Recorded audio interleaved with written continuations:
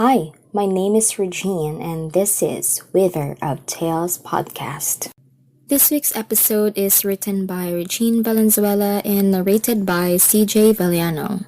Episode art by Glaiza Sue Villanosa. What if your thoughts become reality? Would you use it to create something beautiful? Or would you use it to destroy? The mind is very powerful, especially mine. I learned from an early age that I can think of everything that I want to happen. It happened in first grade. I was writing on a paper when Jules yanked it from my hand and held it up high his head. He's the usual bully that you see in school. Bigger than the normal kid and is seeking the attention they never get from home. I am a small boy, smaller than the average kid. I stood up and tried to reach it, but he reveled in my pitiable state. He laughed and showed me his tongue. "This is now mine," he claimed and left me. I wanted to cry and tell on him to our teacher, but in my young state of mind, I knew that if I did, he will never stop targeting me. So I sat down in my chair, seething with anger, and thought of him dead. I imagined how he will meet his tragic demise by falling off the stairs and breaking his neck. 2 days later, as we were doing mathematics in class, the principal came in and talked to our teacher. Miss Lee's face turned from cheerful to somber as Principal Reed finished talking. I noted the sad look on her eyes as she looked back at me. She never told the class what happened, but I heard it while eating my snack in the cafeteria. I can still remember how I lost my appetite when I heard a third grader said, "Do you know Jules? The big one in first grade? He died this morning. They said that he fell down the stairs and broke his neck." I know I thought about it, and I should be happy, but I am not. He might have bullied me, but I never intended for it to happen for real. In my room that night, I silently cried, feeling responsible for his death. Though I am repentant, I can help myself from wishing or thinking ill will towards others, especially when I am angered. This happened again in 6th grade. There's this beautiful girl whom I like. She's pretty, with long wavy brown hair and brown eyes. The problem is that I'm not the only one who sees this. There are a lot of boys who have a crush on her, so I just admired her in silence. My luck changed one day when our teacher decided to assign us to a new seat plan. Of course, I thought about this, so it happened. I was assigned beside Rose. As I looked at her smiling at me, I can't help myself from blushing. I shyly returned back her smile and sat beside her. "Hi, I'm Rose. What's your name again?" I got tongue-tied. I just looked at her like a deer caught in the headlights. We've been classmates for 6 years now, but it never really surprised me when she asked this. I always keep a low profile, and a popular girl like her would never give me a second look. I am Bill," I timidly replied. "Oh, Bill. Like the same one who pooped in his pants on the 3rd grade?" She asked, laughing, which was heard by everyone in the class. They all laughed, looking at me, taunting me, making me remember the worst time of my life. I felt embarrassed. I just kept quiet, but in my mind, I am thinking of Rose's pretty face morphed into something so horrible. "Bill? Bill, come down here." Despite the volume of my music, Mom's loud voice went through it.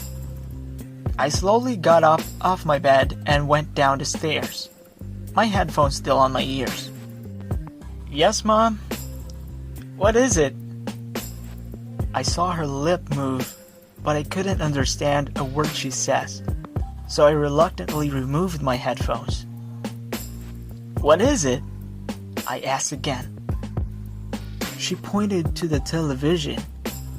There's a big fire ravaging an entire block of houses in town. Fire trucks, police cars, and ambulances are everywhere. There are a lot of bystanders. Some of them just watching the firemen spray water. Some are trying to help. And I can see some people looting even though the police are there. After a few minutes, survivors can be seen rescued and being loaded up the ambulance. I sat down on the couch and watched as the reporter mentioned the damages as well as the victims. I felt cold when the name Rosiana Santiago was mentioned. Why is the name so familiar? My mom asked, looking at me. I saw black spots on my vision before I passed out and heard my mom calling my name. It was months before we were allowed to visit Rose. She's still in the hospital, but will be discharged soon. I remember standing outside her door, clutching a bouquet of white roses on my hand as my classmates and I waited to be accommodated inside. To our dismay, Rose's mom announced that her daughter doesn't want anyone to see her just yet. I saw a glimpse of her sitting on her bed facing the door when her mom opened the door so she can go back inside. I was horrified at what I saw. Rose's face turned out to be the same one I imagined. Once pretty, now monstrous. On the way home, I was feeling guilty for not feeling guilty about what happened to her. In my mind, I rationalized that bullies should learn their lesson. This might be the hard way, but she deserved it. Maybe this time, she will not be feeling high and mighty anymore.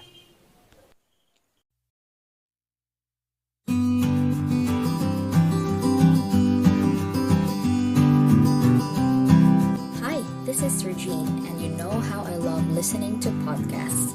I've been binging on podcasts for a year when a thought came to mind.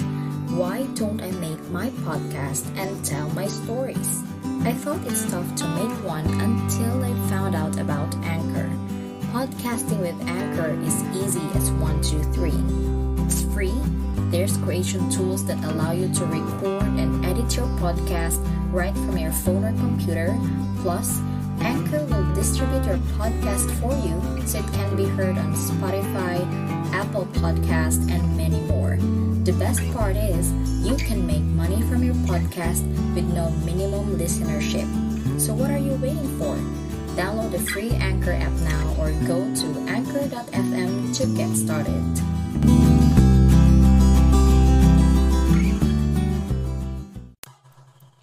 I reined my mind like a horse all throughout high school, so nothing drastic happened. Though, there are still times that people piss me off and I wish something bad to happen to them. It never really resorts to things like what happened to Jules and Rose. Sometimes, those students who bully me just slip on the sidewalk without preamble, or got a D on all of their subjects when they should be excelling.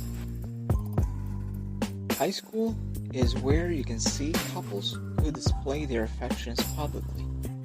And since I don't have a girlfriend, I made it my mission to induce chaos into these immature relationships, which leads to a lot of breakup and tears. I am not the type who approaches people, but I discovered that girls are drawn to me, not in a romantic way, in an advisor kind of way. This is when I met her. Her name's Melinda. She's not a beautiful girl. She's actually bullied because of this. She's paper thin and doesn't know how to fix herself. One look at her, and you know that she's not confident with the way she looks. I am in the hallway rummaging through my locker when I first saw her. Head bowed down, eyes fixed on her shoes as she walked towards the lockers. Students are looking at her not just because she's new here, mostly because of her mismatched neon yellow shirt, crimson red pants, and purple sneakers. She's an eyesore. Like a shark smelling blood, the bullies and mean girls look at each other with sly smiles. I know what they think. This is our next prey. She might have sensed this, for I can see her hands shaking as she struggles to open her locker. Don't drop the key, I thought. And then she drops it. I shook my head as the scenario playing in my head happened. Trevor, aka the king of all bullies, picked up her key and offered it to her. She murmured something, maybe a thank you, and reached out for the key. Trevor is never helpful to anyone, and the only reason he's doing this is to make fun of the girl.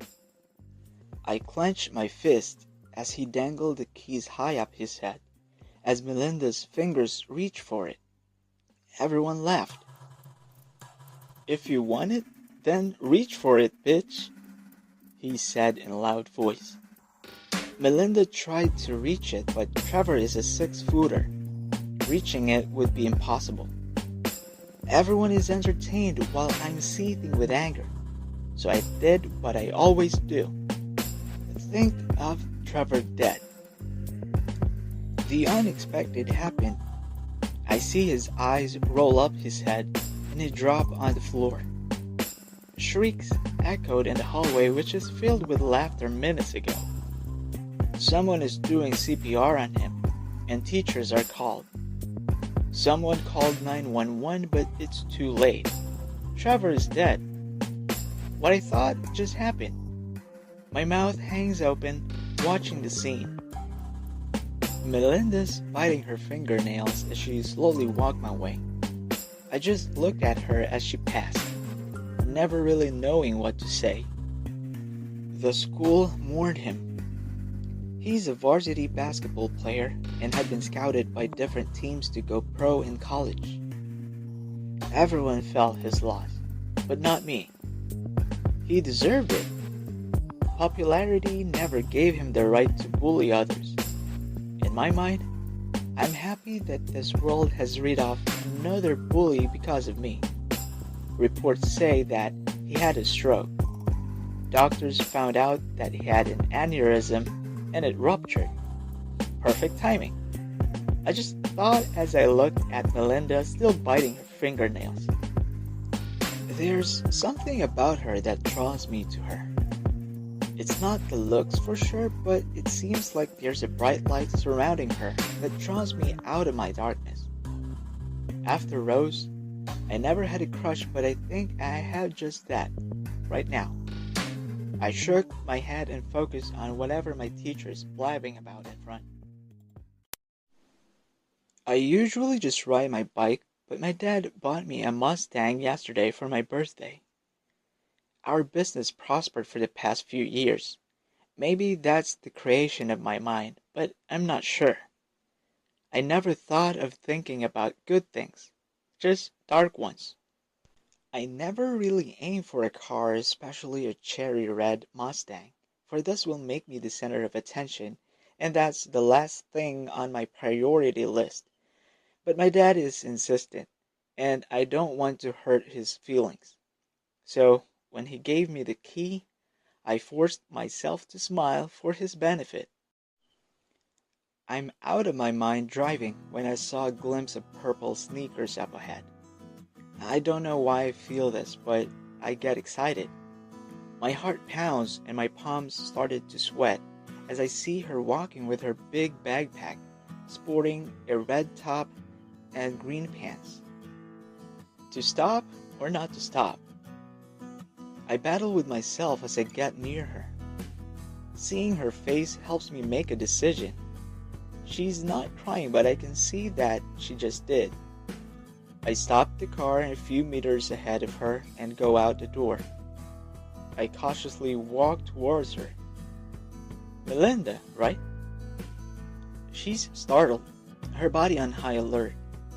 I recognize the gesture, for this is what I've been doing too. As someone who's been bullied, being on high alert is a must. You'll never know when the scoundrels will attack. I give her the best smile that I can muster. It's new to me, so I feel like my cheeks are on fire just seconds doing it. I am Bill. I'm your classmate. I'm just thinking of giving you a ride to school. I stammered. That's if you don't mind, I added, scratching my head. She just looks at me like I'm demented. Her eyes narrow and her lips puckered, but she never said a word. Don't get me wrong, I really just want to give you a ride. Your backpack is kind of big. This is awkward. Oh, I don't mean anything about your backpack. I let out a breath. Look, Melinda, I just want to give you a ride. She let out a breath too. Well, okay, if you insist, she replied. I smile. This time it's not forced. I help her inside the car and started the ignition. Your ride's nice, she commented, looking at the interior. Yeah, Dad gave it to me on my birthday, I said hesitantly. I don't want to sound like I'm bragging because I am not. How lucky of you to have such parents, she adds as she looks at the trees we pass by. Aren't your parents like mine? She falls silent. I thought she would never answer my question when she clears her throat and says, They love me, but they just don't love each other anymore, and I can feel that. So what do you like to happen? She looks at me thinking, all I just want is for them to love each other again, the way they used to. I nod my head and impulsively say, just wait, it will happen. I smile. A thought is playing on my mind. Days pass and we're getting closer. Changes have been evident in Melinda. Her smiles are not forced, and she does it unconsciously. I have been asking about her parents, and she is always eager to tell me the details of their rekindled romance. She always giggles whenever she imitates her parents' conversation.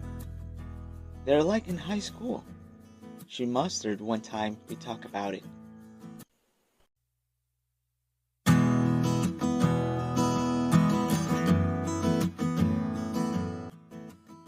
We get closer as we share our thoughts with each other. The years pass by, and through time, we fall in love. As I look at Melinda, I feel love like I never have before. She's prettier and more confident with herself now, unlike when we first met. She morphed into this beautiful butterfly that no one ever saw, just me. I thought of her this way and helped her to see the inner beauty she possesses and manifested it outwardly. All my life, I have been vying for destruction in every thought I think, but right now, I believe in creating something worthwhile and beautiful. Next year, I'll make sure to create wonderful things for the world, and they will know me as Bill, the richest man in the universe, and Melinda as my wife.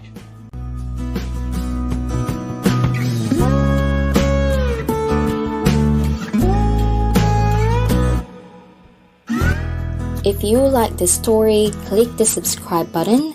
We'd love to hear from you, so if you have any feedback, questions, suggestions, you can send us a voice message through the link or message us on our Facebook page, River of Tales Podcast. Follow us also on our Instagram account and YouTube channel for other updates. Just search for River of Tales Podcast and don't forget to click like and subscribe. For story submissions, please email us at riverofTalesPodcast@gmail.com. Have a happy weekend.